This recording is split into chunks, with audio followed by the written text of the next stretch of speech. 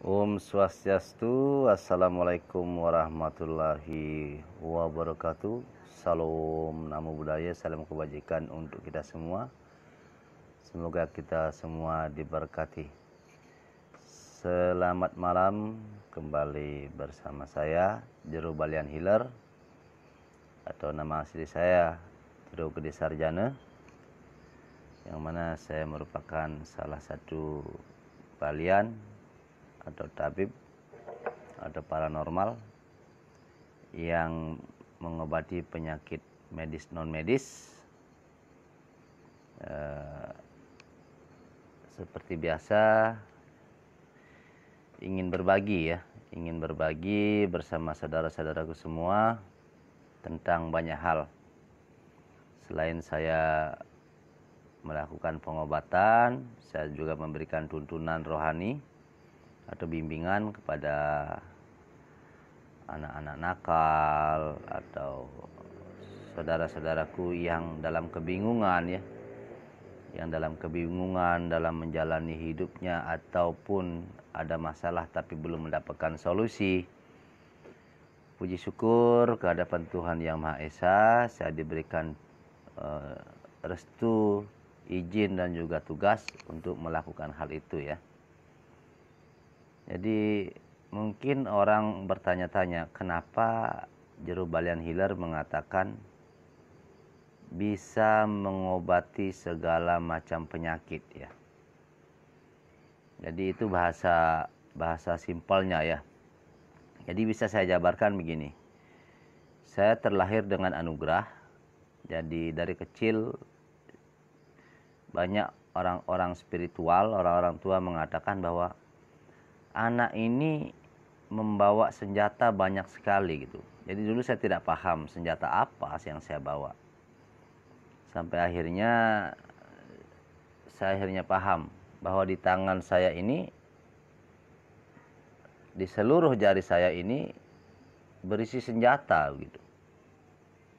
Berisi senjata, sehingga pengobatan yang saya lakukan berbeda dengan pengobatan balian pada umumnya. Swastiastu, nggih rahayu. Jadi pengobatan saya itu lebih kepada pengobatan skala ya. Walaupun pengobatannya skala niskala, tetapi lebih banyak larinya ke skala. Karena kenapa skala niskala? Karena pengobatannya menggunakan kekuatan niskala. Kenapa saya bilang menggunakan kekuatan niskala, walaupun juga menggunakan kekuatan skala ya. Kekuatan skala ya energi tubuh saya, ya kekuatan niskala ya energi panugrahan Tuhan Yang Maha Esa, atau Ida Sang Widiwasa, atau Sang Yang Taksu. Apa perbedaannya dengan pengobatan lain? Jadi tangan saya ini seolah-olah memiliki mata, memiliki rasa yang bisa mendeteksi penyakit begitu. Bahkan seperti pasien saya yang berobat, anggaplah wanita ya, wanita yang berobat, dia mengeluhkan tensi tinggi gitu seumpama. Seperti pasien saya yang dari Kintamani, dia mengatakan tensi tinggi gitu. Tapi dalam perjalanannya saat saya obati, saya mendeteksi banyak penyakit. Termasuk yang kelihatan adalah ada masalah pada rahimnya. Jadi kalau saya sendiri secara pribadi, saya tidak pernah belajar ilmu kesehatan. Apalagi pernah belajar yang namanya akupressure ya. Jadi semua berjalan alami begitu saja, sesuai dengan apa yang sudah menjadi tugas saya, apa yang sudah menjadi karma saya menjalankan amanah menjadi pelayan umat gitu. Swastiastu, rahayu, aji dewa lah semutan sami, salam hormat.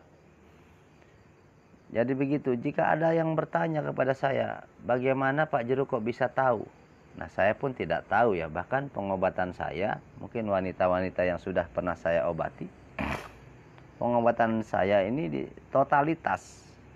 Bagaimana yang namanya totalitas? Ya, kalau wanita itu ada gejala kanker payudara, yang saya deteksi hanya dengan memegang kaki wanita itu, atas seizin pasien, saya meminta izin dengan pasien, jika dia punya suami, saya minta izin dengan suaminya, untuk memegang di daerah payudaranya. Karena kalau tidak dapat izin, itu namanya pelecehan ya.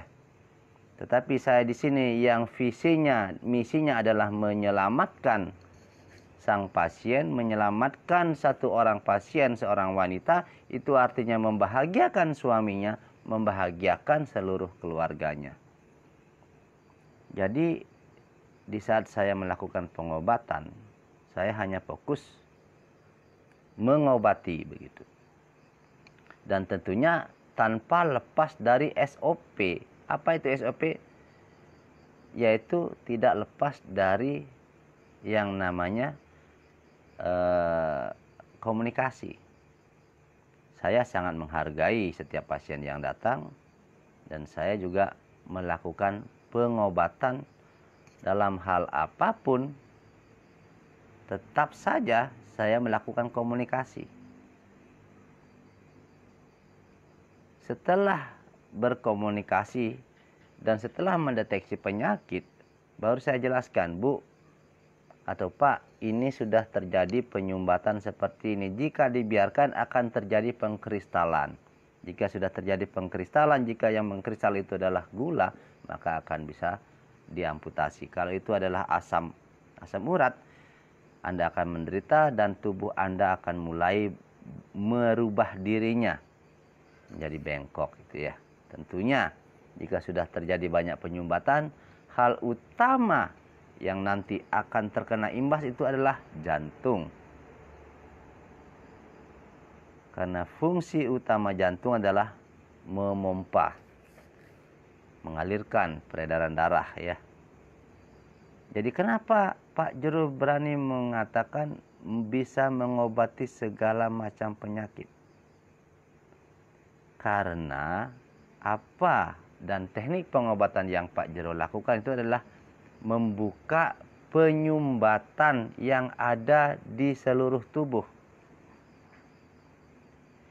Jika penyumbatannya sudah dibuka, otomatis kinerja jantung akan sempurna, tidak lagi terbebani. Akhirnya seluruh aliran darah menjadi bagus. Setiap organ tubuh mendapatkan asupan gizi sesuai dengan porsinya masing-masing. Jadi di saat manusia itu makan, aliran darahnya lancar, semuanya lancar, jadi seluruh organnya akan menjadi sehat. Kalau sudah seluruh organnya menjadi sehat, otomatis penyakit apapun tidak akan bisa menyakiti orang itu. Satu, jika ada bakteri masuk sudah akan dibunuh oleh antibodinya. Jika ada virus masuk juga akan dibunuh dan diatasi oleh antibodinya. Jadi di saat seluruh organ tubuh sudah bekerja maksimal, bisa dipastikan manusia itu hidup sehat. Kekebalan tubuhnya pun akan terjaga begitu. Jadi penyakit apa saja yang sudah pernah disembuhkan? Banyak penyakit. Atas seizin Tuhan Yang Maha Esa, Ida Sang Hyang Widiwasa, saya yang tidak tahu masalah jantung, orang yang sakit jantung sembuh. Saya yang tidak tahu masalah asam lambung, orang yang sakit asam lambung akut sembuh. Jadi mau bagaimana saya berbicara, mengatakan atau menjelaskan? Karena intinya semua adalah jika manusia itu paham proses ya. Jika manusia itu paham proses dan mau berproses, astungkari bisa sembuh gitu. Jadi intinya itu. Intinya adalah sekali lagi, pengobatan saya di sini adalah membuka penyumbatan yang ada di tubuh manusia itu sendiri. Dan prosesnya itu tidaklah mudah, tapi juga tidak sulit. Intinya manusia itu mau berproses. Karena kenapa? Karena terkadang terasa sakit sesuai dengan kapasitas atau beratnya penyakit si pasien begitu. Jika penyakitnya ringan, ya yang dia rasakan pun ringan. Jika penyakitnya level 2, dia rasakan kayak ditusuk jarum. Jika level 3, kayak disayat silet. Jika level 4, dia akan merasakan panas. Jika level 5, dia akan merasa seperti kena setrum. Jadi itu sesuai dengan level penyakitnya dia sendiri. Jadi sebelum saya mengobati, saya jelaskan dulu. Nanti Anda akan tahu separah apa penyakit Anda dari rasa yang Anda rasakan. Dan saya pun bisa tahu Anda penyakitnya parah atau tidak dari deteksi tangan ini. Kayak kemarin ada ibu-ibu yang dia hanya datang untuk mengobati sakit kepalanya. Ternyata saya deteksi ada gejala kanker payudara. Atau Bu, maaf Bu ya, ada benjolan atau ada penyumbatan di susu ibu sebelah kiri, sebelah dalam. Jadi saya bisa mendeteksi itu hanya dengan memegang kaki. Jadi tidak langsung plug gitu ngambil susu, tidak. Saya deteksi dari kaki, saya jelaskan, dan setelah itu diadakan komunikasi. Sama juga jika seorang wanita memiliki gejala kanker rahim dan atau dalam setiap menstruasi dia merasa sakit, saya akan bisa deteksi juga hanya dengan memegang kaki.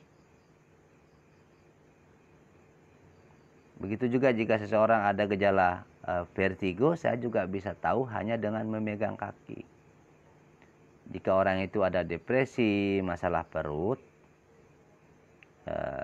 masalah kepala, organ dalam, saya bisa mendeteksi hanya dengan memegang tangan. Jadi seperti itu. Tentunya pasien-pasien saya yang mungkin ada salah satu mantan pasien saya di sini yang nonton, semoga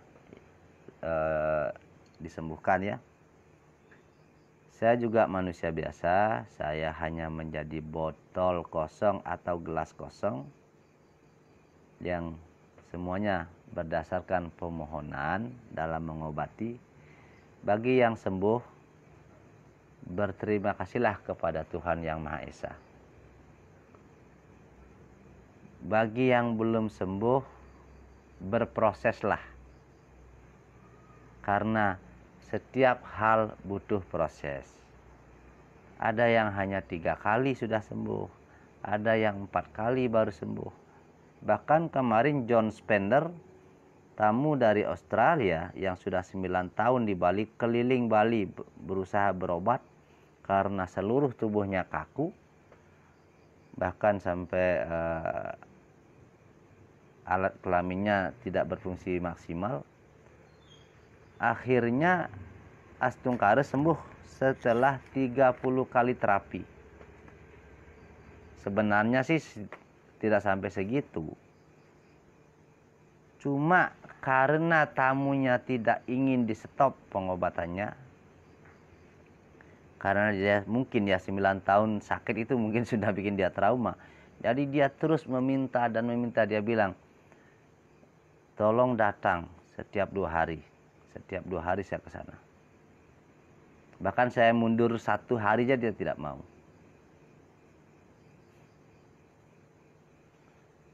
Jadi begitu saudaraku terkasih.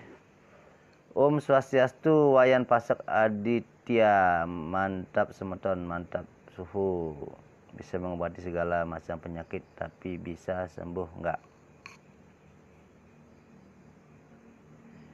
Bisa sembuh enggak? Nah, ini pertanyaan bagus ya. Swastiastu, saudaraku Wayan Pasak. Seperti yang sering saya katakan, saya ini hanya manusia biasa.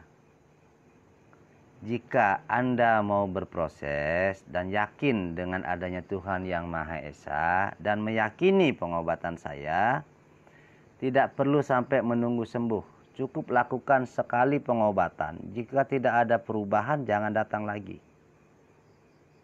Sama dengan begini, kalau saya bertanya dengan Wayan Pase Aditya, Anda sudah bekerja berapa tahun dalam hidup Anda? Apakah Anda sudah kaya? Jadi rejeki, kesembuhan, kematian, jodoh itu rahasia Tuhan. Tetapi kita wajib berproses gitu. Bukan berarti rumah sakit yang kita datangi bisa menyembuhkan seluruh penyakit yang ada. Tak jarang banyak yang meninggal dunia, kan begitu ya? Jadi kalau Wayan Pase Aditya mengatakan, bertanya, bisa sembuhkah? Kan begitu. Bisa sembuh nggak?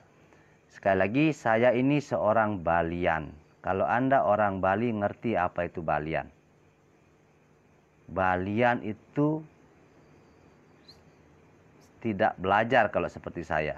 Jadi sifatnya pinunasan atau permohonan. Jadi melalui permohonan, melalui restu Sang Hyang Lelangit, jika berjodoh, jika karma orang yang sakit itu sudah habis, astungkare sembuh. Begitu. Begitu sama Tuan Tiang. Jadi sekali lagi, Suksma, terima kasih banyak atas pertanyaannya. Yang jelas, kita semua hanya manusia biasa. Mari kita berdoa, mari kita memohon, mari kita berproses. Karena tiada penyakit tanpa obat, tiada masalah tanpa solusi. Begitu ya. Jadi jika ada yang bertanya, apakah Pak Jero berani memastikan orang yang datang pasti sembuh? Tentu saja saya mengatakan tidak. Karena sekali lagi, saya mantan manajer 16 tahun. Saya hanya belajar bisnis.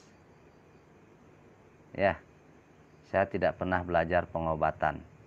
Jadi pengobatan yang terjadi ini adalah terjadi begitu saja. Dan itu pun setelah saya dinolkan selama 7 kali. Saya kehilangan seluruh harta benda yang saya cari. Mati-matian saya berjuang. Tetapi apa hendak dikata, Tuhan menginginkan saya menjadi pengayah, menjadi pelayan umat, sebagai penuntun, sebagai pembimbing, dan sebagai penyembuh. Jadi tetap saja saya hanyalah makhluk manusia biasa sama seperti Anda semua. Cuma saya hanya memiliki karma, yaitu menjalankan amanah, menjadi tapakan atau balian. Itu pun bukan karena keinginan saya. Tidak pernah saya bermimpi ingin jadi balian. Bahkan saya ngiringan ke pemangkuan dan balian. Saya pilih ke pemangkuan. Apa yang terjadi, seluruh mantra yang saya hafalkan hilang. Saya belajar bahasa Inggris. Saya pasif berbahasa Inggris. Saya juara di sekolah. Tapi kenapa mantra ini selalu hilang setiap 2 hari? Saya hafalkan lagi, hilang lagi. Setelah saya tanyakan dan memohon petunjuk, katanya, kamu memang ngiringang ke pemangkuan dan balian, tetapi kamu tidak boleh memilih salah satunya.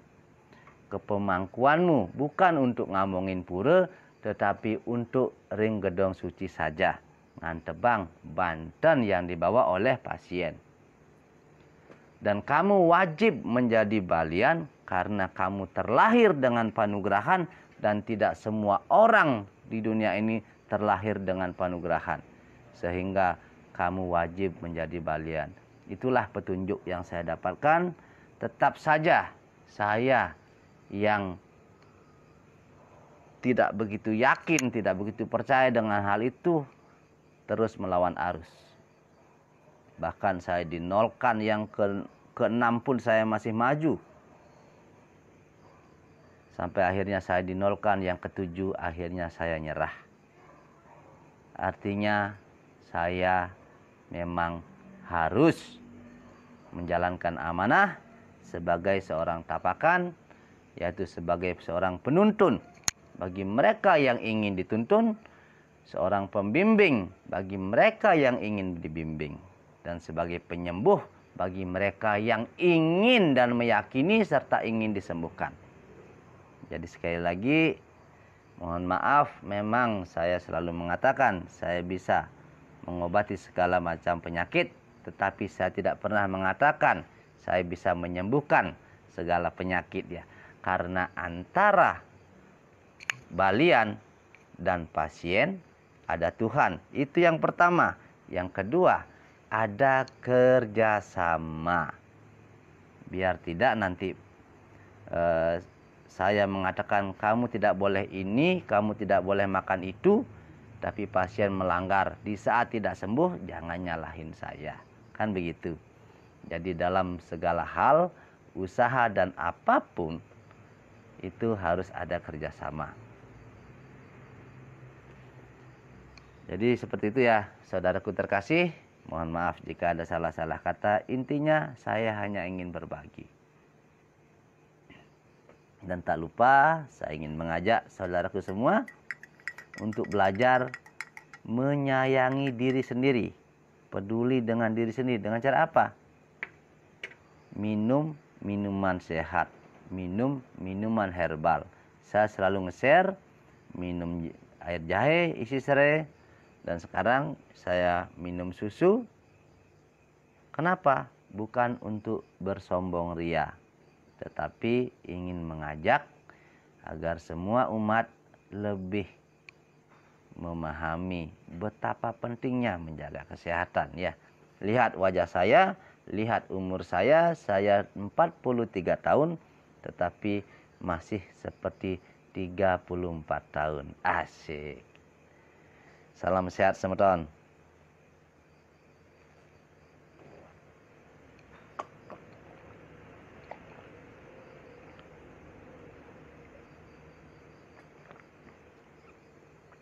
Astung kare bocor.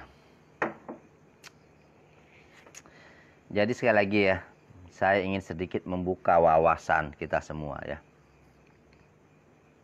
Dalam hidup ini, jadilah berguna. Jadilah baik. Tatalah diri ke arah yang lebih baik.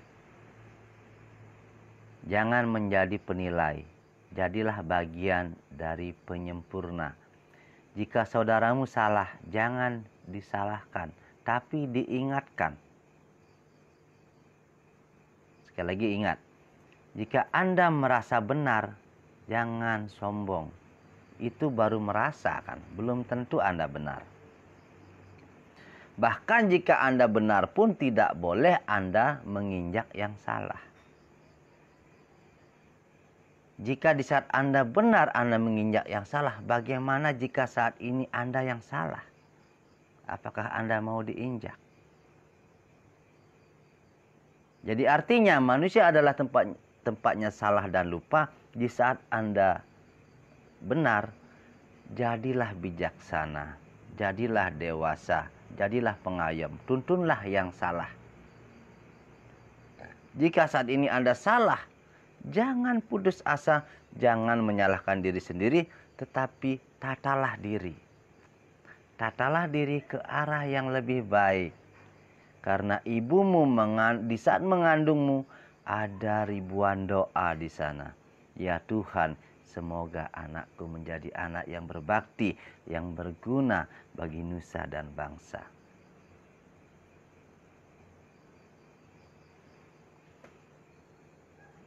Jadi jika kita hanya bisa menilai, setiap orang dinilai. Coba ambil cermin. Nilailah dirimu. Terkadang kamu akan malu sendiri. Di saat kamu pintar menilai orang lain, kamu begini, dia begitu. Tapi di saat diminta menilai diri sendiri, minimal pertanyaannya, apa yang sudah kamu lakukan hari ini untuk orang lain? Apa yang sudah kamu lakukan hari ini untuk dirimu sendiri? Apa yang sudah kamu berikan kepada Tuhanmu saat ini? Dan apa yang sudah kamu persiapkan dalam hidupmu hari ini untuk bekal saat kamu mati nanti? Manusia terkadang sibuk sekali mengejar harta keduniawian, sibuk menilai orang lain, bahkan jika dibandingkan dan jika ditimbang, yang menilai terkadang tak memiliki nilai. Bahkan 50% dari yang dinilai. Jadi hati-hati. Mulai sekarang, janganlah menjadi penilai, tapi jadilah baik. Biarkan orang lain yang menilai dirimu dan jangan pernah menilai orang lain. Artinya di saat kamu sudah mulai dinilai sama orang lain, artinya kamu memang memiliki nilai. Jadi orang tuamu tidaklah rugi melahirkanmu ke dunia ini. Inggih semeton, salam rahayu, kirang langkung nunas ampura. Sepertinya sudah terlalu panjang lebar saya berbicara. Sekali lagi, saya Jero Balian Hiler, Jero Gede Sarjana. Tiada niat menggurui, tiada niat merasa paling hebat ataupun paling pintar. Inilah gunanya kita hidup, berbagi atas dasar cinta kasih, peduli sesama, dan eling. Karena engkau bukanlah temanku, engkau bukanlah tetanggaku, tetapi kalian adalah saudaraku. Salam rahayu, mohon pamit, kayaknya sudah cukup lama nih. Mohon maaf jika ada salah-salah kata. Kirang langkung nunas ampura. Assalamualaikum warahmatullahi wabarakatuh. Salam namo buddhaya. Salam kebajikan untuk kita semua. Om Santi Santi Santi Om. Rahayu, rahayu, rahayu.